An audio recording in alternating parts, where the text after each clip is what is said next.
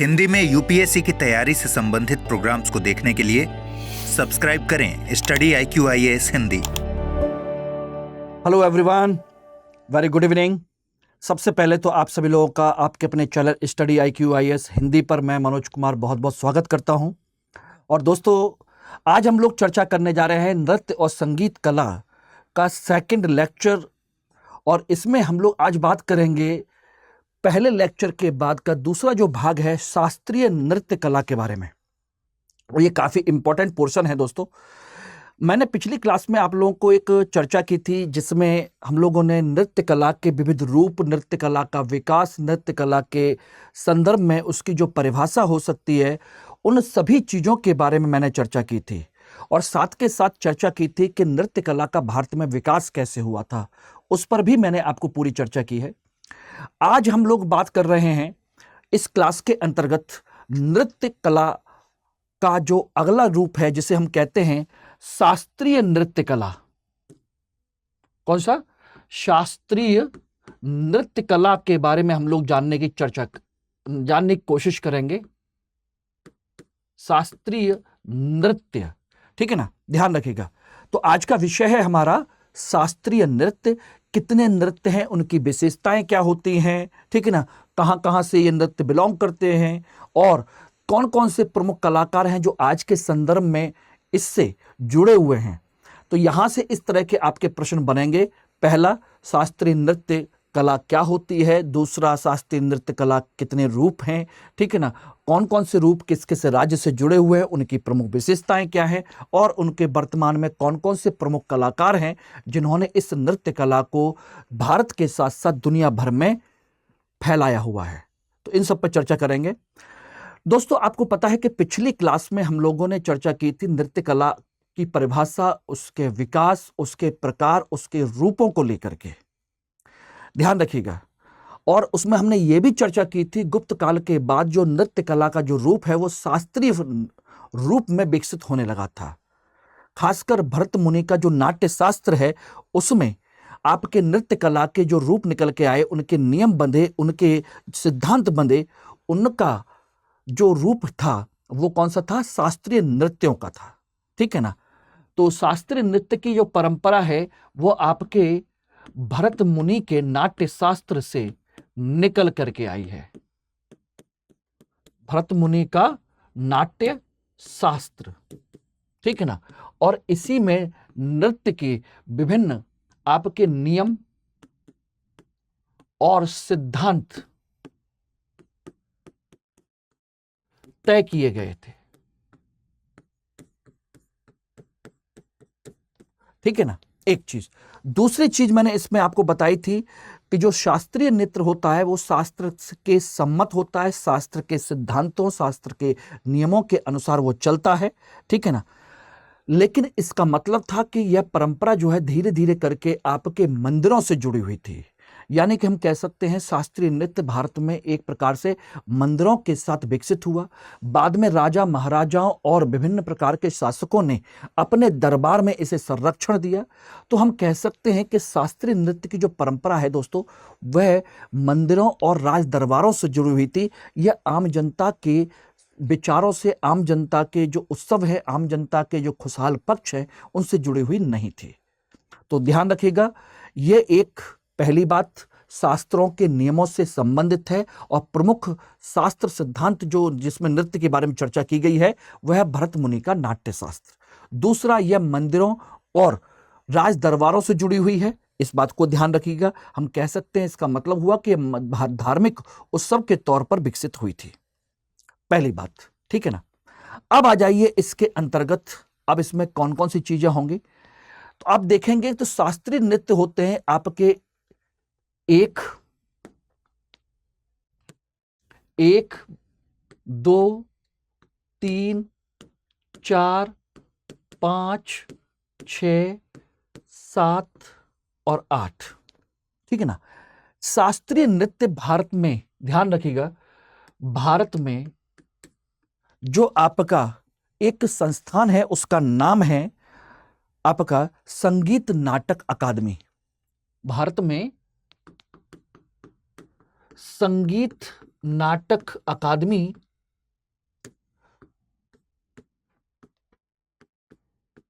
अकादमी है उसने 8 नृत्यों को शास्त्रीय नृत्य का दर्जा दिया है। शास्त्रीय नृत्य का दर्जा दिया है इस आपके संगीत नाटक अकादमी ने। ओके, और दूसरी बात यहीं पर एक चीज और ध्यान रख लीजिएगा, जो इंपॉर्टेंट मैं आपको बताने जा रहा हूं उसको आप समझ लीजिएगा, ठीक है ना। इसमें एक चीज ध्यान रखिएगा, जो आपका संस्कृति मंत्रालय है,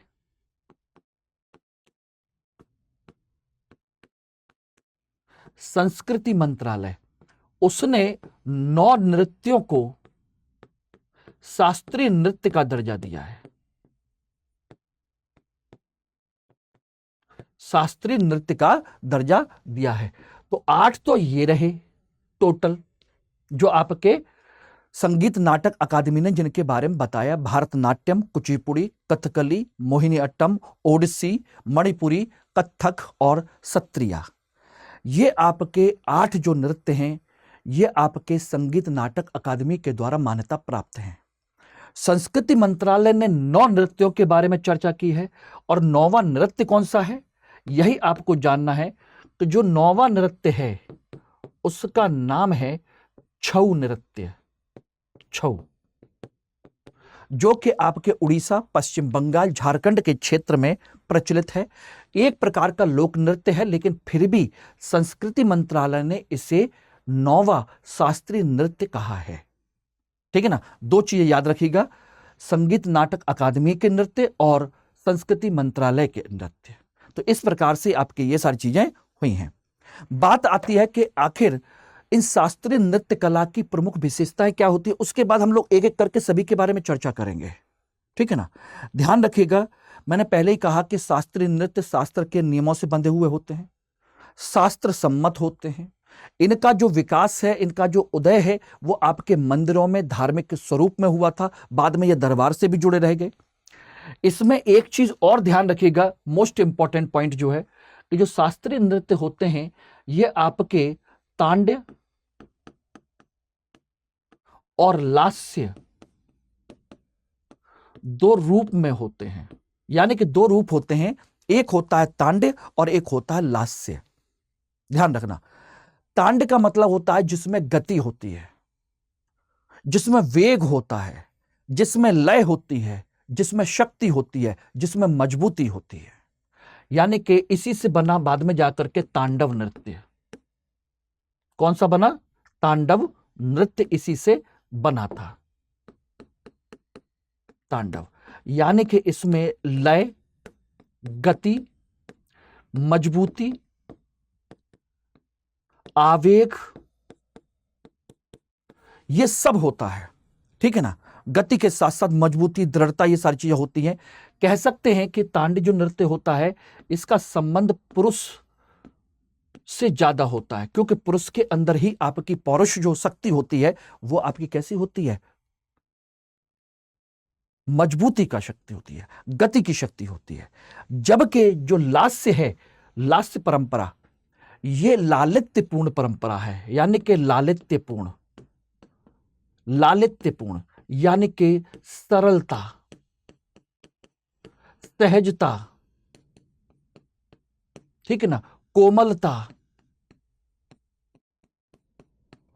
सरल, सहज, कोमल, लालित्य, ठीक है ना। और विशेषकर ध्यान रखें, इनके माध्यम से उसी प्रकार के रस और भाव इसमें तय होते हैं। उसी प्रकार के रस और भाव का इसमें समावेश होता है। एवरीबॉडी क्लियर है? तो ये जो परंपरा है ये शास्त्रीय नृत्य की परंपरा है। यानी 2 रूप, तांड्य और लास्य, और आपके संगीत नाटक अकादमी के माध्यम से 8 नृत्य हैं और संस्कृति मंत्रालय के अंतर्गत 9 नृत्य हैं। एवरीबॉडी, और ध्यान रखिए, इन्हीं को हम आगे चल करके प्रॉपर तरीके से डिस्कस करते हैं। और आप लोगों के लिए एक महत्वपूर्ण सूचना, इस बात को जरूर ध्यान रखिएगा दोस्तों, स्टडी IQ आप लोगों के लिए 2025 और 2026 में जो आप लोग सफल होना चाहते हैं, अपने आप को सफलतापूर्वक देखना चाहते हैं, प्रॉपर तरीके से एग्जाम देकर के पास होना चाहते हैं, और आप चाहते हैं कि आप अपने सपनों को पूरा करें तो डेफिनेट आप लोगों को ये बैच ज्वाइन करना चाहिए। अप्रैल का इवनिंग बैच है, 15 अप्रैल से दोस्तों ये बैच स्टार्ट हो रहा है, शाम को 6 बजे इवनिंग बैच ही है। यानी पूरे दिन अपनी पढ़ाई लिखाई करिए, सारा काम करिए, शाम को बैठ करके जिस समय 6 बजे आप सभी लोग जनरली बाहर घूमते हैं, फिरते हैं, सारी चीजें करते हैं, उस समय चुपचाप बैठ करके बैच ज्वाइन करिए, अपने समय का सदुपयोग कीजिए, ठीक है ना। इससे बेहतर मौका आपको नहीं मिल सकता। और ध्यान रखिएगा, इसमें आपकी जो फीस तय की गई है वो है 29,999 रुपए, जिसमें आप लोगों को 18 किताबों का सेट भी उपलब्ध कराया जाएगा। एक्चुअल फीस इसकी कहीं इससे ज्यादा है, 70,000 के आसपास फीस है, लेकिन अगर आप MK लाइव कोड यूज करेंगे तो आपकी फीस आपकी हो जाएगी 29,999 रुपए। तो इस बात को बड़े प्रॉपर तरीके से ध्यान रखिएगा कि आपको एक सही मार्गदर्शन के साथ में, एक सिस्टमेटिक पैटर्न के साथ में, जिसमें आपकी क्लास भी हो, आंसर राइटिंग भी हो, टेस्ट सीरीज भी हो, समय समय पर आपके उत्तर भी चेक हो, आपको कोई गाइड करने वाला भी हो, मेंटर भी हो, ठीक है ना, आपको मटेरियल भी हो, सारी चीजें आपको प्रॉपर तरीके से मिले। और साथ के साथ आपका जो एग्जाम की जो तैयारी है वो किसी एक कोचिंग संस्थान की तरह ना हो कि भाई 11 महीने का 12 महीने का कोर्स कंप्लीट करने वाला कंसेप्ट ना हो। यहां पर यू स्टडी IQ आप लोगों के लिए, ध्यान रखना, कोर्स कंप्लीट कराने का माध्यम नहीं है, बल्कि आपको सफल बनाने का एक जरिया है। और सभी फैकल्टी उसी पैटर्न पर आपके साथ मेहनत कर रहे हैं, ध्यान रखना। इसीलिए हमने फाउंडेशन फेज जो सभी कोचिंग संस्थान प्रोवाइड कराते हैं 13 महीने का, वो तो हमने रखा ही रखा है। इसमें सब कुछ है, pre cum mains foundation class A to Z with NCERT वगैरह सब कुछ इसमें है। इसमें मटेरियल भी है, बुक्स भी हैं, ध्यान रखना, मेंटर्स भी है, करंट अफेयर क्लास भी है, CSET क्लास भी है, सब कुछ है जो आपको एक कोचिंग संस्थान सामान्य तौर पर जो देता है। लेकिन हम आपको इसमें अवेलेबल करा रहे हैं प्री के लिए सेपरेट क्लासेस और टेस्ट सीरीज, जो कि आपकी फरवरी से लेकर के मई 2025 में चलेंगे। मेंस के लिए मेंस रेजिडेंशियल प्रोग्राम है, जिसमें आप लोगों को 4 महीने प्री पास करके हमारे पास रहना है, जिससे कि हम आपकी मेंस की तैयारी को परफेक्ट तरीके से वहां तक पहुंचा सके जहां से आपको वापस ना आना पड़े।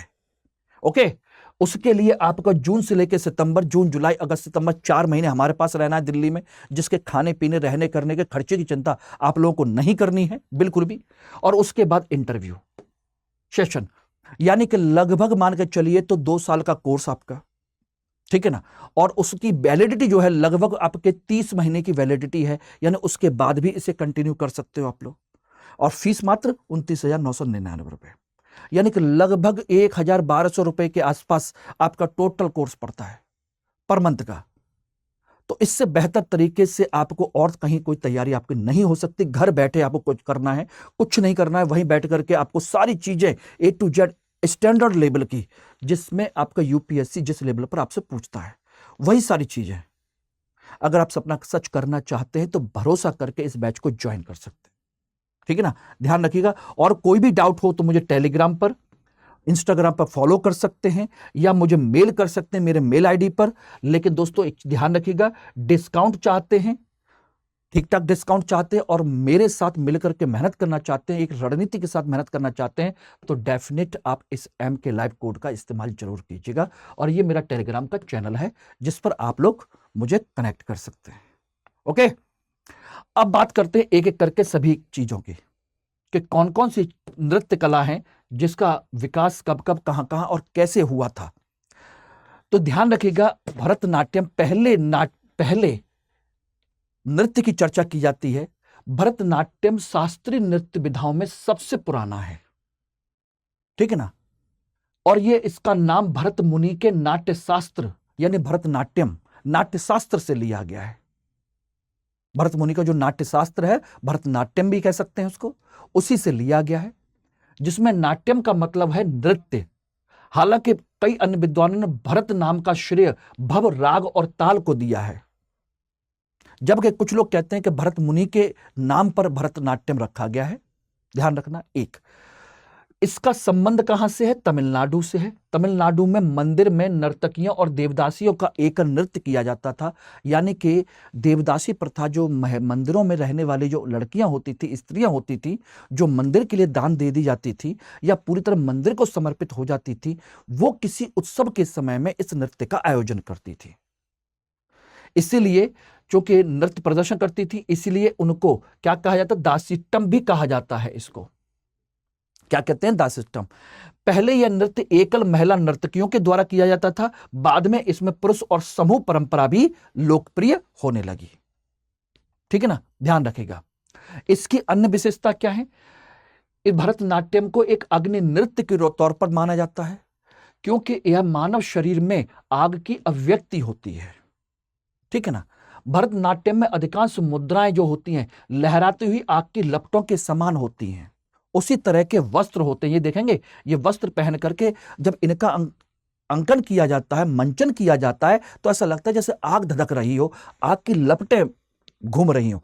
इसी वजह से इसी तरह के वस्त्रों का उपयोग भी किया जाता है, ध्यान रखना।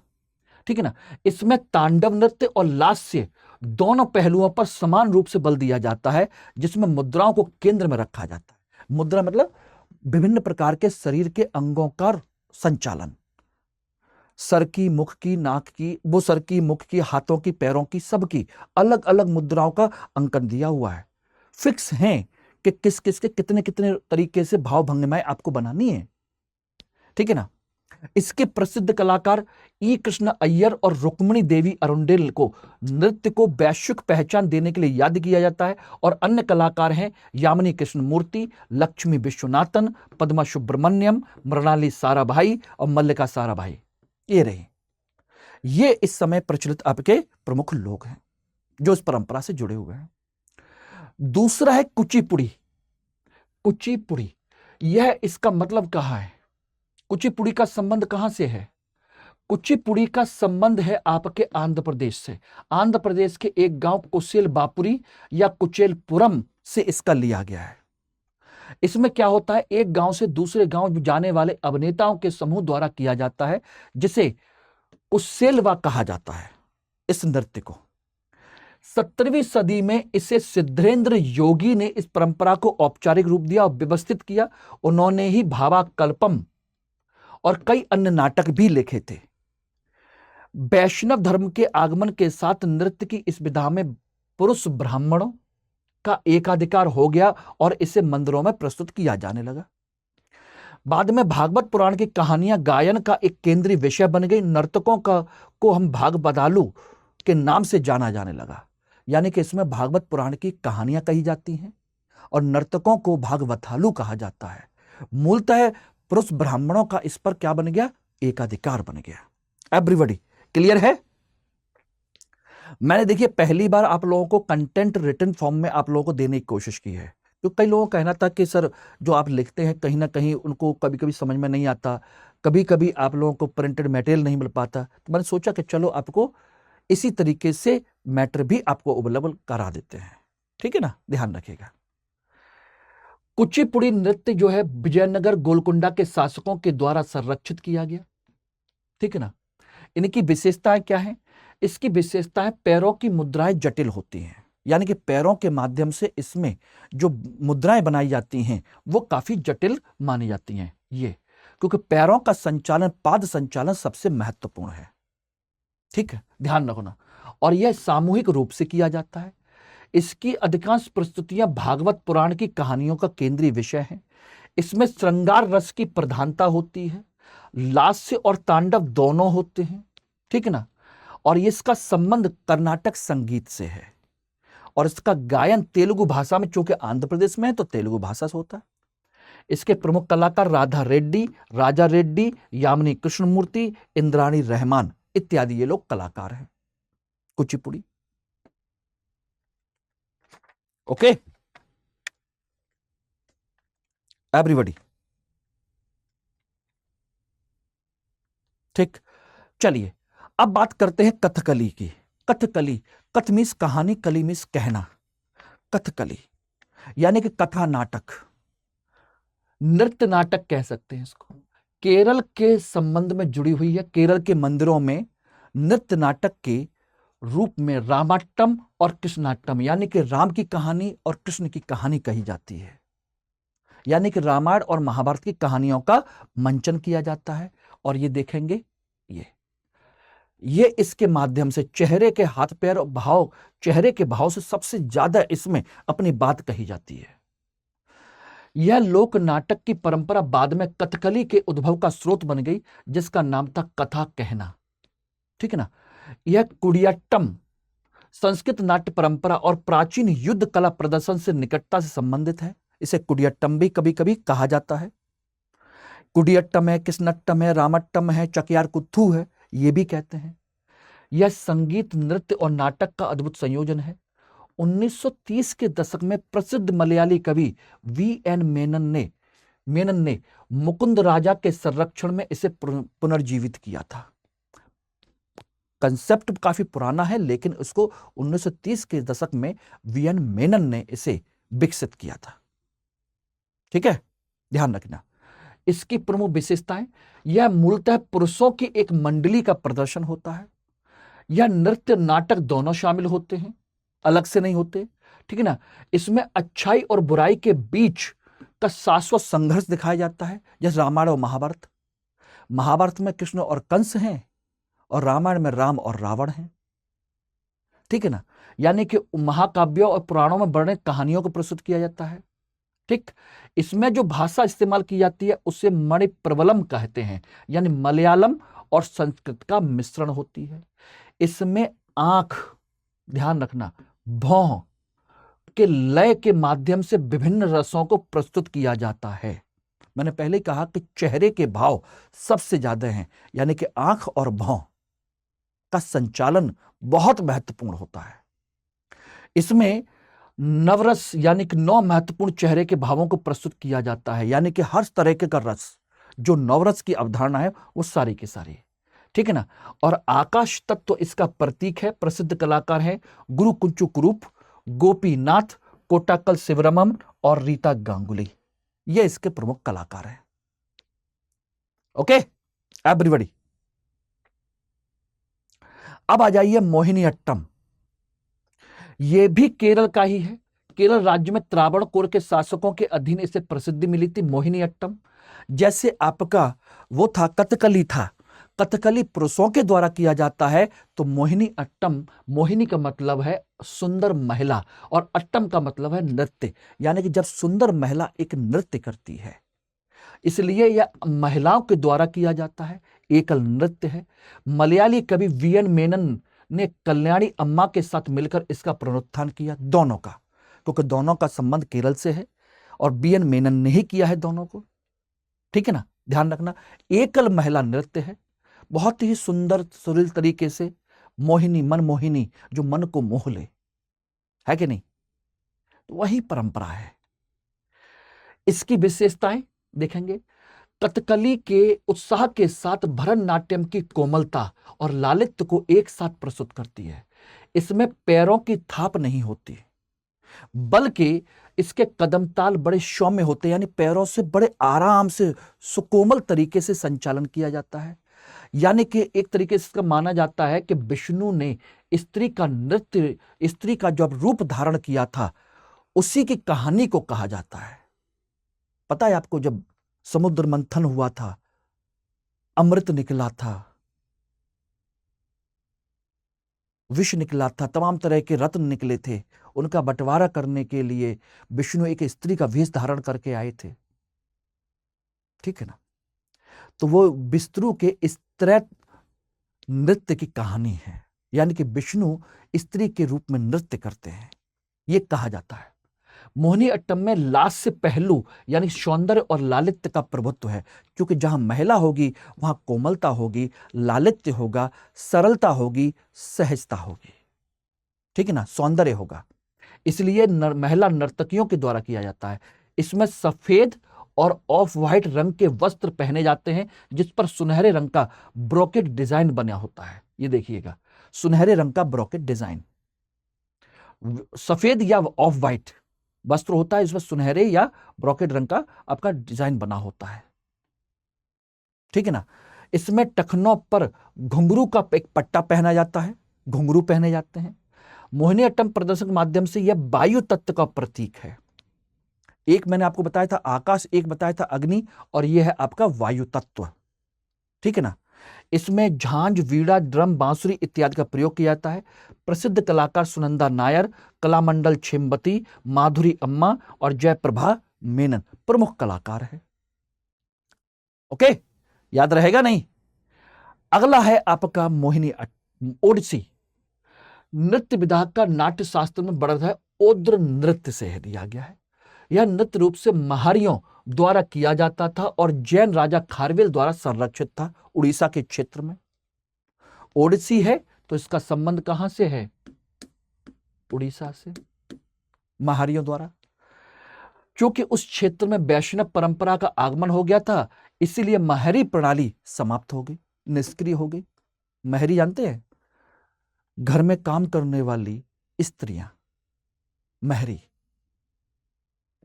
ठीक है ना, उनको कहा जाता था। बाद में इसकी वजह से क्या हुआ, वैष्णववाद के आने के बाद में महरी प्रणाली खत्म हो गई और युवा लड़कों को भर्ती किया गया। इस कला को जारी रखने के लड़कों द्वारा महिलाओं के कपड़े पहना कर उन्हें गोतपुआ के नाम से जाना जाने लगा, उनके माध्यम से नृत्य करने लगे। हालांकि ये जो चित्र है ये महिला का ही है, यानी कि इसमें पुरुष भी आ गए, ठीक है ना। इसी को नर्तला शाही दरबारों में भी प्रचलित रहा बाद में। तो यानी कि यह महिलाओं के द्वारा महिलाओं का नृत्य है, लेकिन पुरुष भी स्त्री रूप धारण करके करते हैं, ठीक है ना। अन्य विशेषताएं क्या है? यह भावनाओं को व्यक्त करने के लिए मुद्राओं और आसन के उपयोग के रूप में भरतनाट्यम के समान है। यानी कि इसमें मुद्रा यानी कि त्रिभंग मुद्रा का विशेष तौर पर उपयोग किया जाता है। 3 मोड़ वाला शरीर, यानी शरीर को 3 रूपों में तोड़ दिया जाता है, त्रिभंग मुद्रा। अगर आप लोगों को याद हो तो मैंने त्रिभंग मुद्रा बुद्ध के समय में, जब बुद्ध के आसन पढ़ाए थे बौद्ध कला में, आपको याद होगा, वो मैंने आपको बताया था मूर्ति कला में। तो भगवान की, बुद्ध की बहुत सारी मूर्तियां मिली हैं, उनमें से एक त्रिभंग मुद्रा के रूप में भी मूर्ति मिली है। तो वही है, शरीर को 3 भागों में तोड़ करके दर्शाने की परंपरा, ये इसका पहला। और हाथ फैला करके चौक की मुद्रा पौरुषत्व को दर्शाती है, हाथ फैला करके, ये देखिएगा, ये रही चौक फैला करके। अब पैर अलग है, कमर अलग है, सर का पोर्शन अलग है, त्रिभंग मुद्रा। पैरों का कदम ताल अलग, कमर और शरीर धड़ यानी धड़ का कदम ताल अलग, और ऊपर का हिस्सा गर्दन का, शरीर का अलग, ठीक है ना, ध्यान रखिएगा। ये इसमें लालित्य, कामुकता और सौंदर्य के निरूपण में अद्वितीय है। क्यों? क्योंकि यह महिलाओं का नृत्य है। पुरुष भी करेगा तो भी स्त्री रूप धारण करके ही करेगा।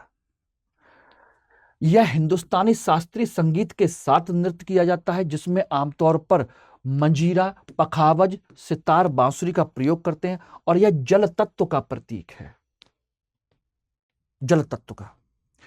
इसमें मूलतः गीत गोविंद, जयदेव के द्वारा लिखी गई किताब जो है गीत गोविंद के गीतों का उपयोग कुछ स्थानीय कवियों और रचनाओं के द्वारा किया जाता है।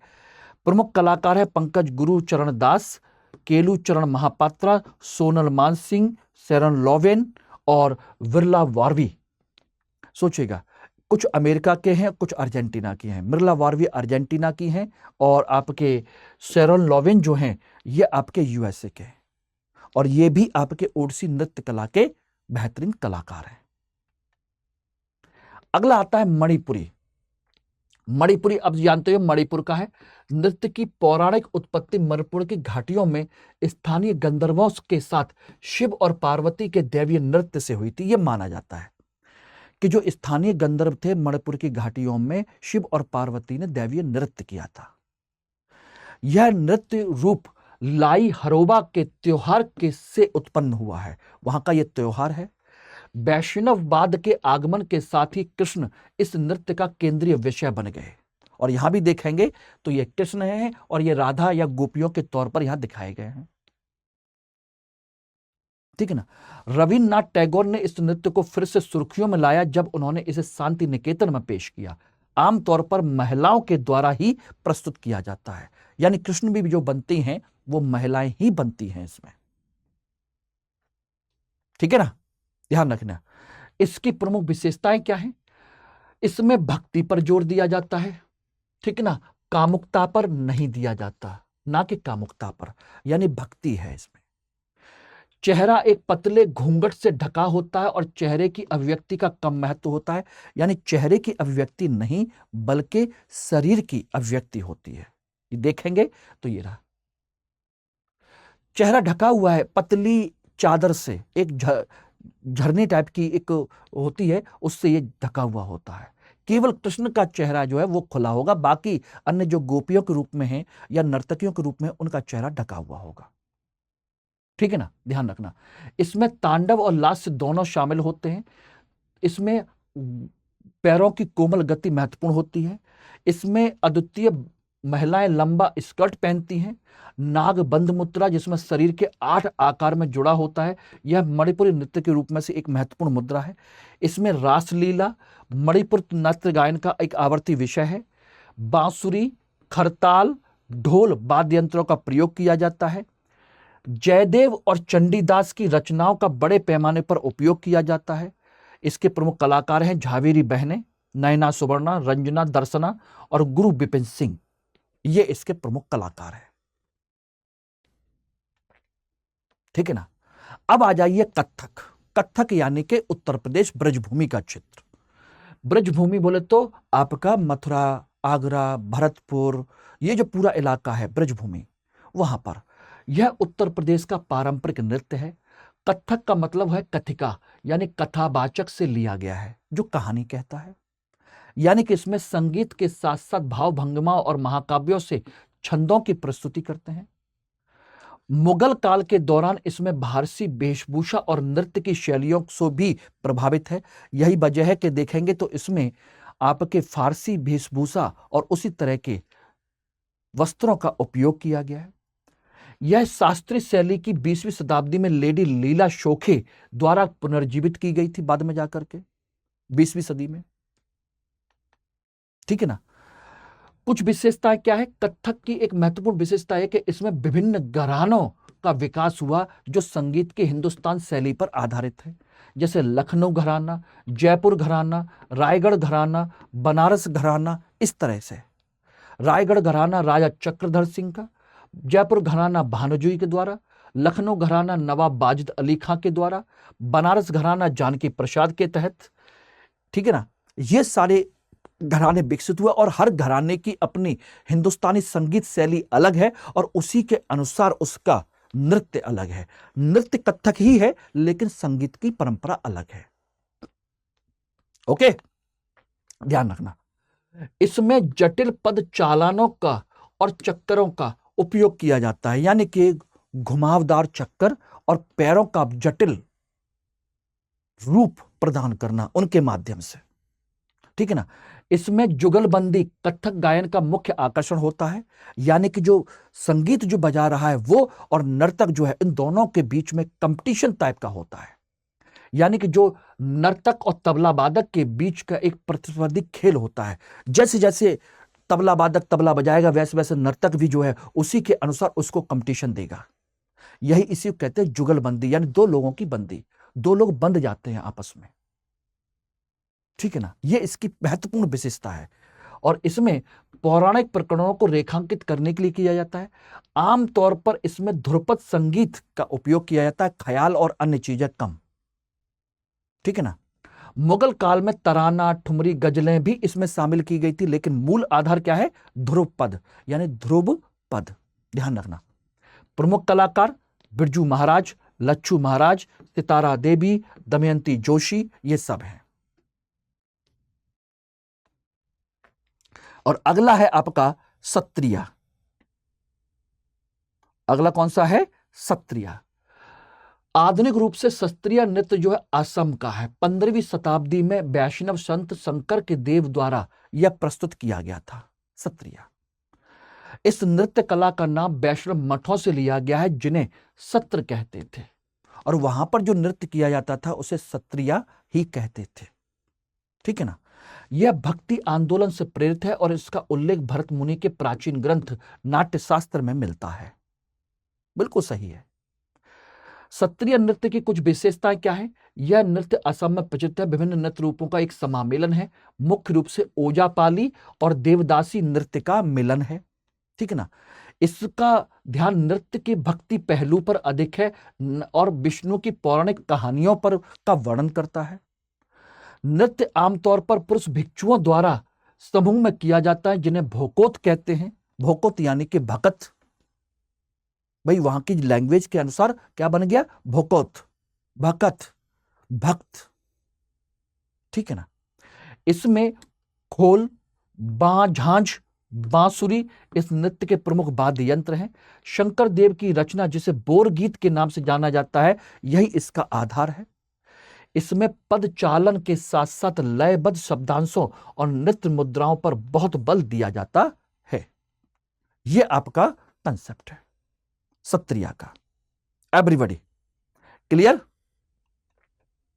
ठीक। इसके अलावा इसमें हम कह सकते हैं इसमें लास्य और तांडव दोनों तत्वों की परंपरा है। ठीक है ना। पुरुष नर्तकों के द्वारा पहने जाने वाले वेशभूषा में धोती और पगड़ी है, जबकि महिलाएं असमिया आभूषण पहनती हैं और पट्ट रेशम से बनी हुई धुरी और चादर पहनती हैं। देखेंगे ये इस तरीके से, ये महिलाओं का है। हालांकि ये पुरुषों के द्वारा शुरू किया गया था, महिलाएं भी इसको करती हैं। यानी कमर का कपड़ा पुरुषों और महिलाओं दोनों के द्वारा पहना जाता है। इसमें एक जो चीज है अंकिया नट, सत्रिया का ही एक प्रकार है जिसमें संगीतात्मक नाटक की परंपरा है। अंकिया नट इसी का है, और अंकिया नट कहां का है? असम का है।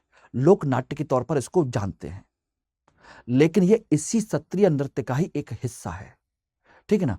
यह मूल रूप से असमिया और मैथिली मिश्रित भाषा में लिखा गया था, जिसे ब्रजावली कहा जाता है, अंकिया नाट्य। और इसे भावना भी कहते हैं, जिसमें भगवान कृष्ण की कहानियां शामिल हैं। बस ओके, ठीक है ना। तो ये आपका कंसेप्ट है।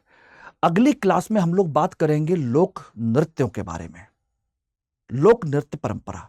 और वहां से आपका मैचिंग में एक क्वेश्चन आ ही जाता है। लोक नृत्य मैचिंग कर दीजिए, कौन सा नृत्य किस राज्य से, या उसकी कोई खास विशेषता क्या है। कल उस पर चर्चा करेंगे। ठीक है ना। चलिए तब तक के लिए अलविदा। लेकिन ध्यान रखिएगा दोस्तों, आप लोग बैच ज्वाइन करिए, भरोसे के साथ करिए। मैं आपको प्रॉपर गाइड भी करूंगा और आपको प्रॉपर तरीके से आपको आगे बढ़ने में सहायता भी करूंगा। आप लोग MK लाइव कोड का इस्तेमाल करिए और आराम से भरोसे के साथ बैच ज्वाइन करके अपनी तैयारी को अंतिम चरण पर लेकर के जाइए। मैं बार बार हर बात कहता हूं, आधे अधूरे प्रयासों का कोई भी सफल परिणाम नहीं मिलता। कोई सफल परिणाम नहीं मिलता। मन के भाव जरूर पूरे हो जाते हैं कि हमने तैयारी की, लेकिन परिणाम क्या होगा? परिणाम आप लोग खुद समझदार हैं। क्या यह संभव है? मुझसे नहीं, अपने आप से पूछिएगा, अपने दिल से पूछिएगा। क्या आधी अधूरी तैयारियों से IAS जैसा एग्जाम, जो इतना बड़ा एग्जाम है, जिसमें इतनी बड़ी जिम्मेदारी दी जानी है, और यह केवल आपके नॉलेज का एग्जाम नहीं है दोस्तों, ये आपके ओवरऑल पर्सनालिटी, आपके ओवरऑल आपकी सोच, आपके विचार, आपके सब कुछ, इसका धैर्य से लेकर के आपके माइंडसेट तक का हर चीज का एग्जाम है। नॉलेज तो केवल एक माध्यम है, असली चीज तो आपके अपने पर्सनालिटी को लेकर के है। क्या वो आप घर बैठ करके ऐसे ही निखार पाएंगे? नहीं, उसके लिए किसी कोच, किसी मेंटर, किसी गाइड की हमेशा जरूरत पड़ती है।